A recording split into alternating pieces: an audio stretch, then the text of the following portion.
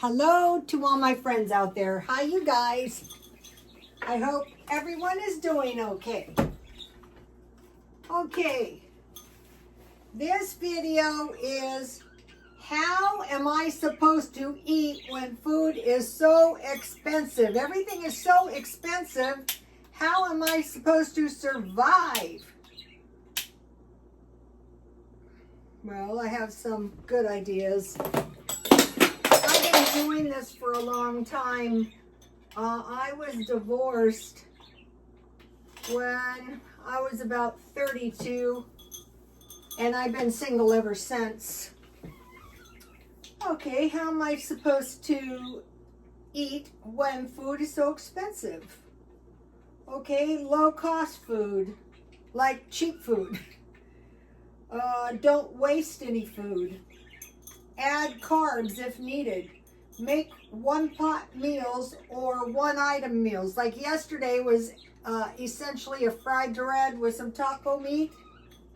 Buy marked down food and find cheap meals now. Which brings us to what I made, which was a bit of a combination of all of the meals, all of the ideas here. So basically what I did is I cut up potatoes, onions, green peppers. I had some leftover zucchini. I had 3 hot dogs. And then I didn't want to use a whole can of tomato sauce. So I used a half a can of tomato soup. And I poured water in the bottom of the pan about 1 inch high so my stuff wouldn't burn. And I baked 350. Here it is. It's really hot. Here it is. So you're not going to starve. It's not 5-star. I had the zucchini left over from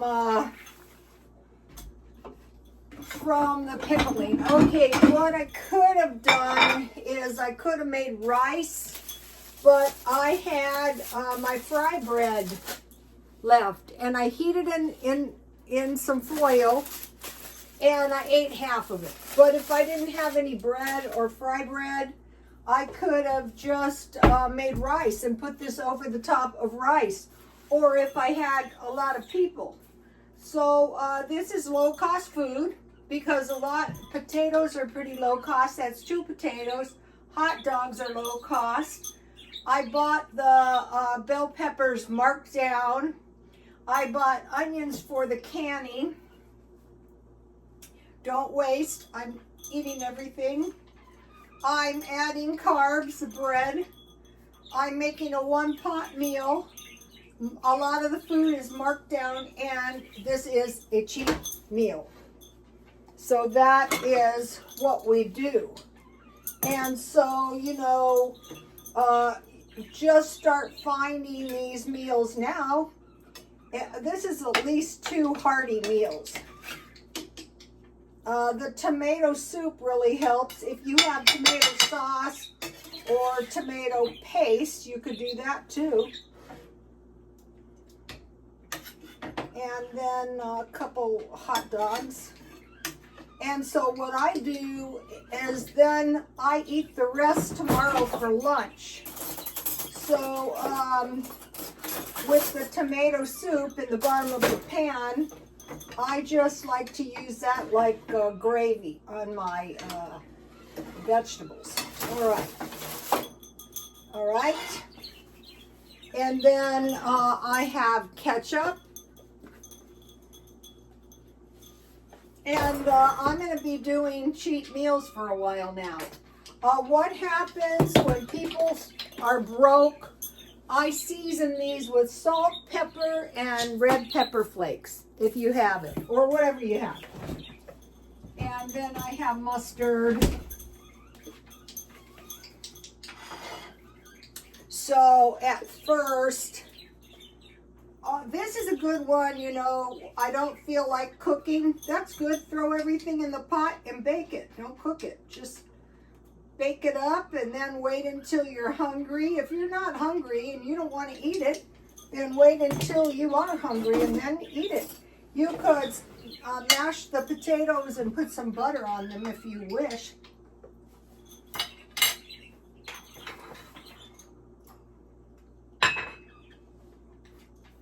This is better than fast food for you.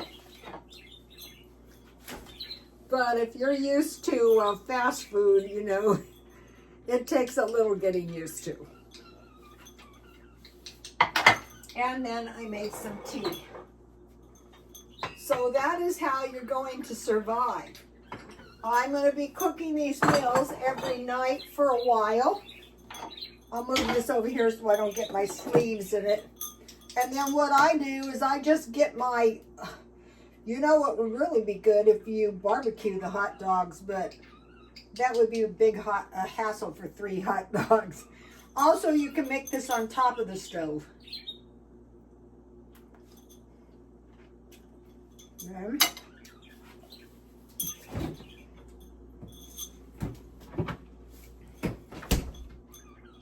This is applesauce I can. So, you can go to a thrift store and get the cans. Although maybe the cans, so this is good for a little, so think about, you know, frozen dinners, how they usually give you a little fruit, like a little pie filling. I might make pie filling next week with the apples.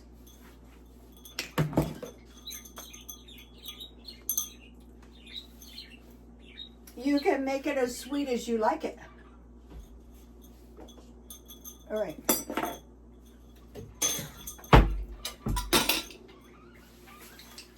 You want to know the truth? This is better than some people are eating right now. And things are likely to get worse. So it was potatoes, onions, add hot dog, zucchini, bell pepper. Put about 1 inch of water. Put some tomato soup, season it with salt, pepper, and red pepper flakes. Cover it and cook on the oven, or cover it and cook on low over the stove. And then stove. I have fried bread. You could make rice. You could, you know, you could do anything, whatever you have. All right, now, what is likely to happen? Well, we had hurricanes that hit that have created $100 billion worth of damage, not to speak of loss of life, which was horrible. We could be attacked. You never know. If we're not prepared, we could end up in a FEMA camp, and we might be lucky, depends how bad. There would be no internet, no electricity, no cash. That would be bad. No food, no shelter. If you have a car, that would be awesome. If we're hit with some nuclear attack, you want to, if you're outside, wash all of your body off with soap and water, and then you want at least 15 inches between yourself and the wall, and you need to stay in there for maybe 2 weeks, maybe 3. So we're preparing for that. Okay, this morning I had oatmeal, so another cheat meal. 1/4 cup oatmeal, 1 1/2 cups boiling water, 1/4 cup powdered milk, 1/4 cup half raisins, and half walnuts. So I bought big bags of oatmeal, big bags of powdered milk, big bags of walnuts and raisins, and 2 tablespoons sugar. So I have big bags of sugar. Now think about cornmeal mush. And so you might be thinking, nobody eats cornmeal mush in the civilized world. That's true, but if you get used to eating a little bit, it's not that bad.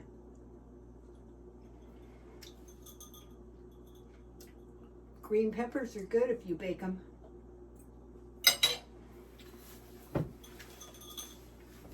Now, you could also, cornmeal mush is kind of like grits, so you could think about your cornmeal mush as like oatmeal made with 2 1/2 cups water, 1 1/4 cup cornmeal, 1/2 teaspoon salt. So now so you cook it and it becomes thick like oatmeal. So you can eat, the way I've always heard of eating it is salt, pepper, and butter. And then like some kind of like bacon or sausage and eggs. Same thing with the grits. But you can eat cornmeal like oatmeal with milk, sugar. Now, let's see. Okay, now think about like a long time ago, gruel is like thin oatmeal, like more like soup, but not quite. So it would be cornmeal, grits, oats, wheats, like cream of wheat. But cream of wheat is not cheap anymore. So rye and rice. So think about these cereals: cornmeal, grits, oats, wheat, like cream of wheat, rice, and rye. And the gruel would be boiled with water or milk. So if you're boiling oatmeal or you're boiling rice, you're going to generate rice milk or oat milk. So if you had to eat the stuff with no milk, that wouldn't be so bad. Porridge is thinner and you can drink it. I think how porridge was started is there wasn't as much grain. Okay, now let's go to the cheap foods.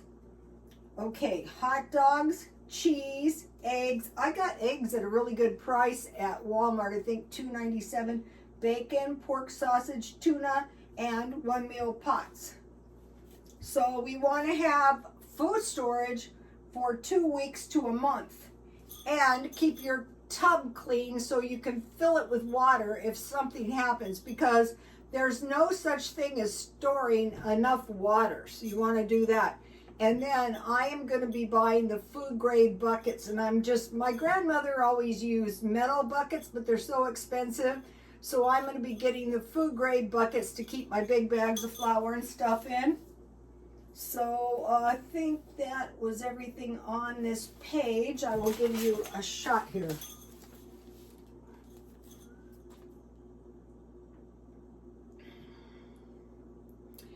This could be any kind of meat. It could be meatballs, it could be sausage, it could be anything. Whatever you have. It could be no meat. All right, now I want to talk about some of these prophets that are cropping up.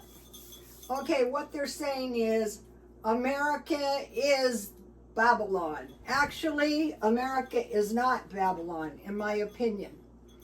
And they're saying, well, the problem is the sin of the land is so severe that God is going to judge the whole entire nation.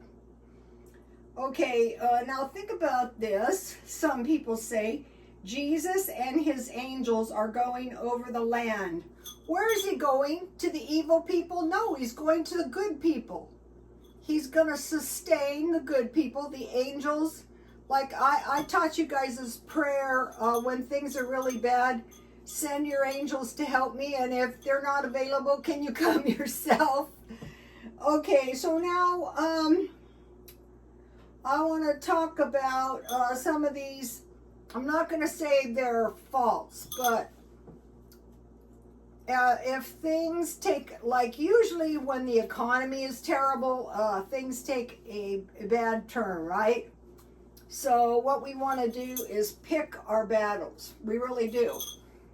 So I've been hearing these reports of no Bibles. And basically, if the persecution of the church comes in, we might not have Bibles. So the solution is we want to become familiar with the Bible, so that it's like, this goes back to picking your battles. Do you want to hide your Bible, get yourself killed, and then there's no one left to raise your children? Oh, I want to mention this first. Okay, we're watching for natural disasters like like floods. Okay, I wanna talk about volcanoes. And so I was reading this book, and you know, most Mormons prepare a year's supply of food. And I mentioned to you that Joseph Smith, in his early years, suffered a lot of hardship. But this kind of chronicles how a huge volcanic eruption caused a famine. The eruption of Tambora affected weather in North America through the following year. Spring gave way to snowfall and killing frost, and in 1860 passed into memory as the year without a summer, hard to grow crops. In Vermont, in the northeast corner of the United States, rocky hills had frustrated a farmer named Joseph Smith Sr. for years. But that season, as he and his wife, Lucy Mack Smith, she's the one that had to take the kids, watched their crops shrivel under the relentless frost, they knew they faced financial ruin and an uncertain future if they stayed where they were. At 45, Joseph Sr. was no longer a young man, and the prospect of starting over on a new land was daunting. A lot of the Mormons had similar experiences of ruin. He knew his oldest son, 18-year-old Alban, and 16-year-old Hiram could help him clear the land and build a house and plant the harvest crops. His 13-year-old daughter, Sophorina, was old enough to help Lucy with the work in the house and around the farm. His younger sons, 8-year-old Samuel and 5-year-old William, were becoming more helpful, and 3-year-old Catherine, newborn Don Carlos, would one day be old enough to contribute. So you get the idea, they had a lot of children. But his middle son, 10-year-old Joseph Jr., was a different matter, 10 years old. Remember the story? 4 years earlier, Joseph had undergone an operation to remove an infection in his leg. These bone infections are really more common than you would know. Since then, usually caused by malnutrition. Since then, he would walk with a crutch. Although his leg was starting to feel sturdy again, Joseph Jr. had a painful limp, and Joseph Sr. did not know what he would grow up. If he would grow up to be as strong as Alban and Hiram. So what happened, we'll just stop there, the volcanic ash and the results of this volcano caused the weather to be very, very cold. So what we want to say to ourselves is, did you say volcano? And we always want to be prepared. Okay, so now the other preparation we want to make is if something is going to happen to our Bibles. So we want to pick our battles. So, okay, what we do is we familiarize ourselves with the Bible. It's not that hard. So just to go, you can go topics. You can go when you're in peril, right? So I have been memorizing Psalm 91. So we'll go, okay, so we're memorizing this. He that dwelleth in the secret place of the Most High shall abide under the shadow of the Almighty. So think of a big tree and there's a shadow. I will say of the Lord, He is my refuge and my fortress, in my God, in Him I will trust. So things are very, very dangerous. There's no money. God knows what can happen. Natural disasters. Surely He shall deliver thee from the snare of the fowler, like they would catch the birds, and like trap, and from the noisome pestilence, like the locusts. He shall cover thee with His feathers, and under His wings shalt thou trust. His his truth shall be thy shield and buckler. So you familiarize yourself with the idea continuously that your help comes from God, especially like in very terrible situations. So then we want to go to the New Testament, and we want to go to Luke 4:28 through 30, talking about peril again. So like, like this, your moral fiber is terrible, you're going to hell. Listen, there are terrible situations, much more terrible than that. I'm not saying it's good for you, but let's get a grip. Okay, so we're going to Luke 4:28 through 30. And all they in the synagogue, when they heard these things, were filled with wrath. And they rose up and thrust him out of the city, talking about Jesus, and led him unto the brow of the hill whereon their city was built, that they might cast him down headlong. So they were going to cast him over the side. But he passed through the midst of them and went on his way. So,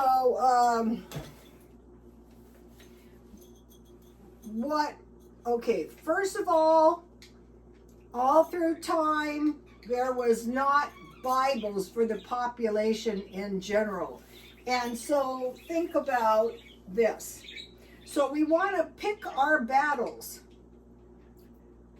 We want to comply with the law, but that doesn't mean we don't want to teach our children the way so they can survive whatever might come. The apostles were killed. There was Nero and kings. There was philosophers, military leaders. The Dark Ages with 325 years. The Roman Empire, and then the Renaissance came when Charlemagne came. So they went hundreds of years. There were 1,578 years with no Bibles. And so, I do not think it is necessary to convert Catholics to Christianity. If there is a Catholic Church, and you might be saying, well, it's corrupt. Well, the followers pretty much know the corruption. Okay, so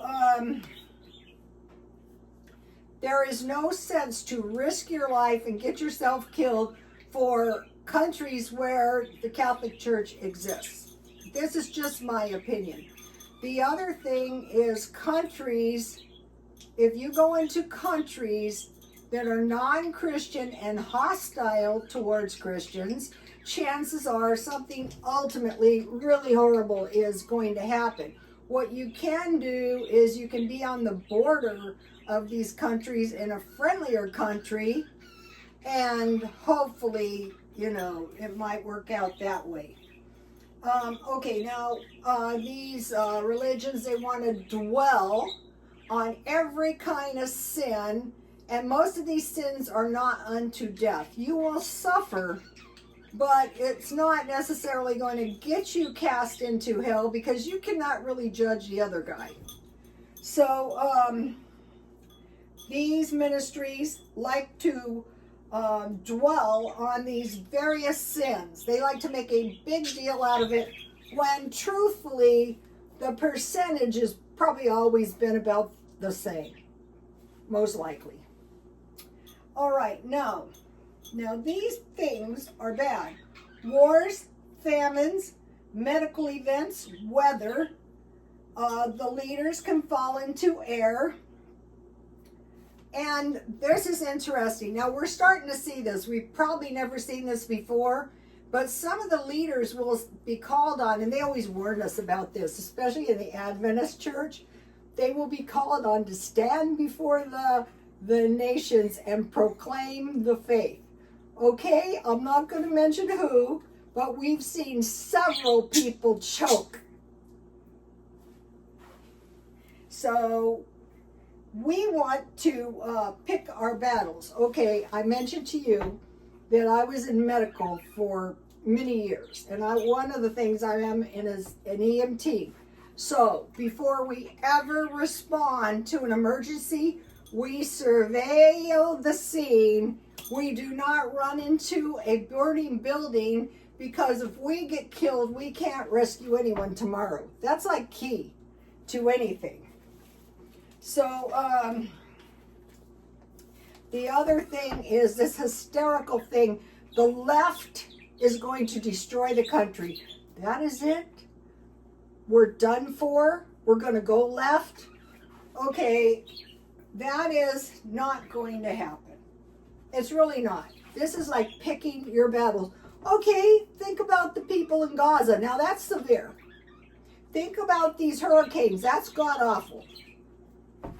You know what I'm saying? You know, the left is going to wreck the country. What will happen is the people that are out of control will somehow be removed. Sometimes in a very not so good way. Okay, so that is what I wanted to say on that. And I'm trying to prepare a little bit each day for the holiday. I don't do much for Halloween. One of my son's best friends was murdered on Halloween. Yes. The year the people wanted their apartment back, that year. But for years, I couldn't stand Halloween. You will notice there wasn't even like a muffin or anything made. But, and it was the most tragic thing as well. It happened in New York, and they don't release any of the information to anyone. So we never knew exactly if the person was caught or anything else. So now that's another bad problem, stuff like that. So in my opinion, I don't want felons let into the country. That's a big issue for me. It was a shame, you know, his parents were older and I was younger, but we both put our children through 6 years of college, and then you get your child murdered by some thug. So that was super bad. Okay, guys, I will see you tomorrow. Please like, comment, and subscribe. And God bless you all. Bye, you guys. Oh, the comments were nice. If you want to leave a comment, go right ahead.